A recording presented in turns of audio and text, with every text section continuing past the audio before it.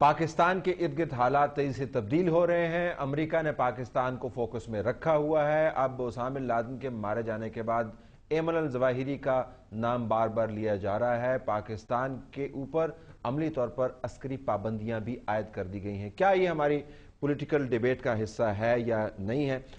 ایک اگلا سوال میں کرتا ہوں. اب ایک طرف سے ہلری کلنٹن صاحبہ تشریف لائیں گے اور وہی پروٹوکول ہوگا.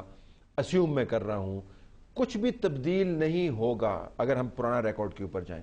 ہر ملک کے پاس ایک موقع ہوتا ہے اپنے آپ کو اسرٹ کرنے کا یا اپنی طرف سے ایک پالیسی سٹیٹمنٹ دینے کا. اگر واقعتاً ہمارے دل جلے ہوئے ہیں امریکہ کے بیہیویئر سے تو it should come out. It never comes out. کیا ہلری کلنٹن کی وزٹ کے اوپر کین وی ایکسپیکٹ کہ جی ہماری طرف سے کوئی بڑا بیان آنا چاہیے, کوئی سٹیٹمنٹ آنا چاہیے, کوئی سمبولزم کا اظہار ہونا چاہیے یا نہیں؟ آپ کے خیال میں دیکھیں, پاکستان نے ایک ریڈیکل سٹیپ لیا ہے کہ ہمارے عرصوں سے, جیسے ہم نے کہا کہ اگر مشرف کے ٹائم کا ہم پس منظر دیکھیں, the whole country was literally ایک گریٹ اس میں انوالو تھی اور کئی جیسے ان ریٹن چیزیں تھیں. لیکن ابھی جب کلیریفائی کرنے کی ہم بات کریں تو یہ خود ایک ریڈیکل سٹیپ ہے. اینڈ ڈیفینیٹلی جو امریکن ابھی پالیٹکس چل رہی ہے, اسپیشلی پالیٹکس جو ہم نیوز پیپرز میں دیکھ رہے ہیں کہ روز ایک نئی چیز پاکستان کو آپ پھینک رہے ہیں کہ پاکستان ایک ملائننگ چل رہا ہے جس میں کوشش کی جا رہی ہے. And therefore I would warn my colleague کہ ہم سول ملٹری ریلیشنز کی اس وقت نہیں بات کریں, کیونکہ اس وقت جو گیم چل رہا ہے وہ یہ ہے کہ ہم سپلٹ لے کے آئیں سول ملٹری ریلیشنز میں, اور آرمی کو سپریٹ کیا جا رہا ہے کہ آرمی جو بھی اٹیک کیا جا رہا ہے وہ آرمی کو الگ کر کے کیا جا رہا ہے. And I think it will be counterproductive because اس وقت جو ہے وہ قوم آرمی کے پیچھے کھڑی ہوئی ہے. تو بہت کلیئر میسیجز امریکہ کو گئے ہیں. سب سے کلیئر چیز یہ ہے کہ آپ کے جو انٹیلیجنس سسٹم ہے یا اسٹرکچر ہے اس کو اور گورنمنٹ کے بیچ میں ایک کلیئر اگریمنٹس ہونے چاہیے جس کے تحت ہم جوائنٹلی آپریٹ کریں. تو یہ ایک بہت ریڈیکل میسیج امریکہ کو گیا ہے. بہت اچھا ہوتا اگر قوم جو ہے آرمی کے آگے کھڑی ہوتی, لیکن اس کے لیے پھر پالیسی فارمولیشن میں بھی تو آپ کو تھوڑا سا آگے آنا چاہیے نا حسن اقبال صاحب. یہ اچھا ہے کہ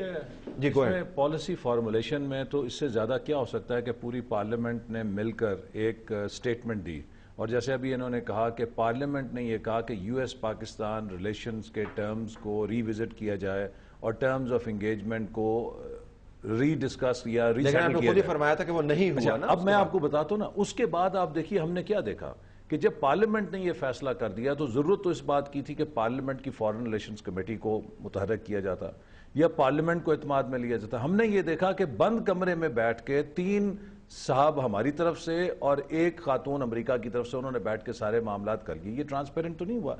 اور دوسری بات دیکھیے ہماری آپشنز کیا ہیں. ایک آپشن یہ ہے کہ ہم امریکہ سے بغاوت کر دیں جیسے کہ اس وقت جماعت اسلامی اور یہ لوگ کرتے ہیں, ایک وہ راستہ ہے. دوسرا راستہ یہ ہے کہ آپ امریکہ کے آگے سر بسجود ہو جائیں, ایک بالکل غلام بن کے ہو جائیں. لیکن ایک تیسرا راستہ بھی ہے کہ آپ اپنے نیشنل انٹرسٹ کو ڈیفائن کریں اور ایک ڈگنیفائیڈ انگیجمنٹ ان کے ساتھ کریں جو دونوں ممالک کے مفادات پہ مبنی ہو. اب ہمارے جو لوگ کہتے ہیں جی کہ بالکل بریک کر دیں, میں ان سے یہ بھی سوال کرتا ہوں کہ پھر بتائیں کہ $8 ارب کی آپ کی کاٹن کی ایکسپورٹ بھی جاتی ہے امریکہ میں, اس کے لیے کوئی متبادل منڈی بھی تجویز کر دیں. پھر ایک طرف آپ کہتے ہیں کہ ہارورڈ, سٹینفورڈ, MIT اور ان یونیورسٹیز میں ہم نے جا کے ٹیکنالوجی بھی لانی ہے اور اعلیٰ تعلیم بھی لینی ہے, وہ راستے بھی بند فورگو کرنے کے لیے تیار ہیں, وہ بھی آپ ہو جائیں.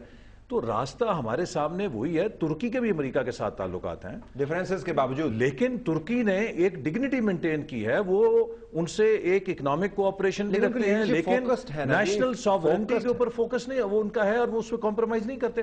ہم کیوں نہیں ایک نیشنل ڈگنیٹی پر فارن پالیسی بنا سکتے ہیں؟ کیوں نہیں کرتے؟ اس کی وجہ یہ ہے کہ جب ہمارے ہاں ہم امریکہ کی طرف دیکھتے ہیں کہ پاکستان میں اقتدار لینے کے لیے ہمیں امریکہ کی مدد کی ضرورت ہے.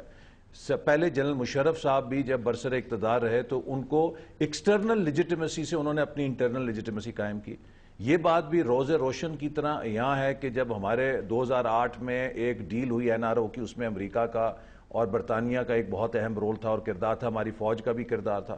دیکھیے جب ہم بیرونی پاؤں کاٹے ہوئے, تو جب ہم نے خود اپنی پوزیشن کمپرومائز کر لی ہے, آپ اپنے کسی کے احسان مند ہو جائیں تو پھر آپ اس سے تو بات نہیں کر سکتے نا. امبیسڈر منٹر کا کراچی کے اوپر کمنٹ کرنا, امریکہ بہت ہی زیادہ ہمارے انٹرنل افیئرز میں انوالوڈ ہے اور ہم نے خود ان کو کیا ہوا ہے, بلکہ ہر چیز کے لیے وہ بھاگے دوڑے آتے ہیں ہمیں بتانے کے لیے کہ کیا کرنا ہے کیا نہیں کرنا. हमें जो अपने and I agree with Ehsan Iqbal साहब कि हमें अपने नेशनल इंटरेस्ट डिफाइन करने होंगे। वो कौन डिफाइन करेगा? वो पार्लियामेंट के अंदर डिफाइन होंगे। अब पार्लियामेंट के अंदर इस पे डिबेट होने की ज़रूरत है। रेजोल्यूशन तो पास हो गया, रेजोल्यूशन का नेक्स्ट स्टेप है एक तो पॉलिटिकल लीडरशिप एक टेबल पे बैठे इन इश्यूज़ को लें। व्हाट वी हियर इज़ कि आपकी फॉरेन पॉलिसी अभी तक क्लियर नहीं है, फिर कैरी आ जाता है, वो भी चला जाता है, GHQ फिर दूसरा आ जाता है, वो उधर चला जाता है, and we are still saying कि भाई वो पार्लियामेंट की रेजोल्यूशन किधर गई जिसमें हमने हजार काम जिसपे पार्लियामेंट की अभी तक डिस्कशन भी नहीं हुई। दूसरी बात, आई फील कि it is time that we got our own house in order, जिसमें हमने अपनी सिविल मिलिट्री रिलेशनशिप को क्रिटिकली एनालाइज करना है। जब तक हम नहीं करेंगे हम आगे बढ़ नहीं सकते। हम ये इमोशनल टॉक में नहीं बैठे कि हमें ये लोग, दुनिया हमें डिवाइड नहीं कर सकती अगर हम अपने नेशनल इंटरेस्ट को क्लैरिफाई करें। ब्रेक है नाज़िम, ब्रेक के बाद वापस आते हैं। तो अमेरिका के साथ फिर एंगेज क्या करना है? एहसन इकबाल साहब ने 3 रस्ते बयान किए, क्या इन रस्तों के ऊपर बहस जो है वो हमारी सियासी बहस का हिस्सा है या नहीं है? ब्रेक के बाद वापस आते हैं।